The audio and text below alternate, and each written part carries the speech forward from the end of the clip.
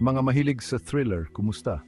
Kapit lang kayo sa mga upuan ninyo dahil ngayon susuriin natin ang mundo ng Limitless at huhukayin ang mga tinatagong panganib ng NZT-48. Kung pinangarap mo na ma-unlock ang buong potensyal ng utak mo, itong pelikula na ito ay para sa iyo. Hayaan ninyong ikuwento ko sa inyo ng maikli ang takbo ng kwento. Si Eddie Mora, ginampanan ni Bradley Cooper, ay isang manunulat na dumaranas ng writer's block at nakakita siya ng kakaibang gamot na tinatawag na NZT-48. Ang maliit na tableta na ito ay nagpabago sa kanya mula sa isang ordinaryong tao tungo sa isang henyo. Kayang-kaya niyang gawin ang lahat, mula sa pagsusulat hanggang sa pag-aaral ng pananalapi sa isang iglap. Parang panaginip, di ba? Pero teka muna, ang dakilang kapangyarihan ay may kaakibat na malaking kingkapalit. Ang mga bagong kakayahan ni Eddie ay may mabigat na presyo. Pagkawala ng memorya, withdrawal symptoms at isang mapanganib na adiksyon. Isipin mo na lang na nasa bingit ka ng panganib, palaging nakatingin sa iyong likuran, habang hinahabol ka ng mga anino mula sa kadiliman, mula sa mga nagpapautang hanggang sa mga kakaibang nilalang. Ang buhay ni Eddie ay naging isang mapanganib na laro ng pusa at daga. Ang Limitless pala ay hango sa nobelang The Dark Fields ni Alan Glynn. Sa direksyon ni Neil Burger at iskripto ni Leslie Dixon, nasaksihan natin ang husay sa pag-arte ni Bradley Cooper at hindi rin magpapahuli si Robert De Niro na mahusay na gumanap bilang si Carl Van Loon, ang makapangyarihang tycoon sa larangan ng pananalapi. Sa usaping visuals, nakakabilib ang pelikula.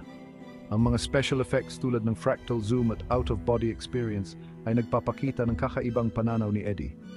Parang nakikita mo ang mundo sa mata ng isang henyo na may halong psychedelic twist. Noong 2011, kumita ang Limitless ng malaki, mahigit $161 milyong ang kinita nito sa buong mundo.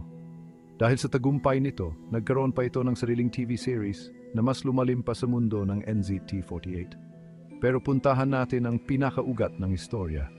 Nagbukas ang pelikula ng mga diskusyon tungkol sa kakayahan ng tao at ang ethical na aspeto ng pagpapahusay ng kakayahan ng utak.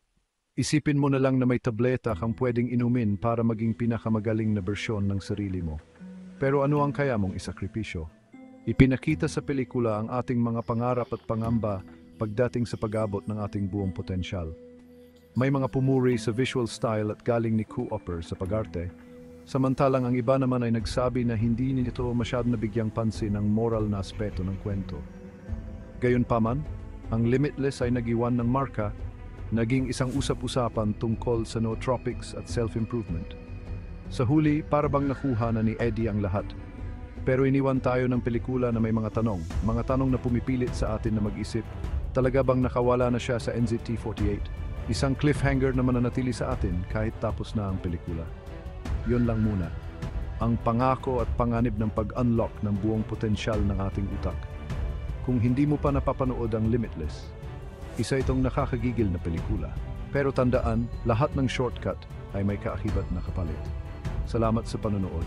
Huwag kalimutang mag-like at mag-subscribe para sa mas maraming video na tulad nito. Hanggang sa muli.